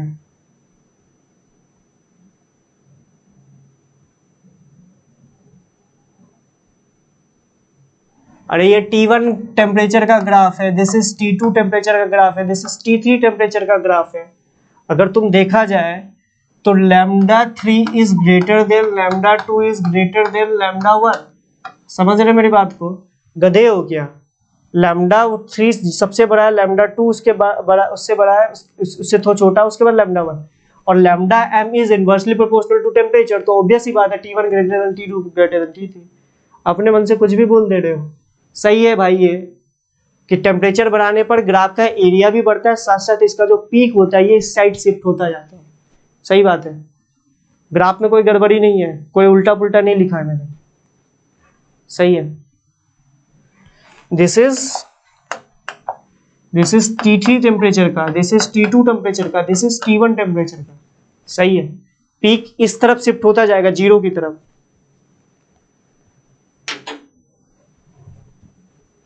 ठीक है, चलिए ठीक है। तो मैंने आपको क्वेश्चंस दिखा दिए, कुछ कुछ क्वेश्चंस मैंने आज लेके आया था, लेकिन चलो कोई बात नहीं, कल हम लोग क्वेश्चंस पे बात करेंगे। मतलब हमारा जो अगला 2 से 3 सेशन होगा, 2 सेशन मिनिमम क्वेश्चंस पे ही होगा।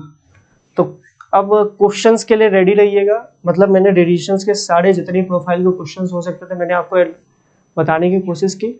हाँ, वो प्रीवियस ईयर का 2016 का एक पैरेलल प्लेट वाला जो क्वेश्चन है वो एक बार आप लोग ट्राई करके आइएगा, बाकी मैं आप लोगों को बता दूंगा। ठीक है, चलिए, और नेक्स्ट लेक्चर में हम लोग क्वेश्चंस वाले पार्ट पे ही चलेंगे।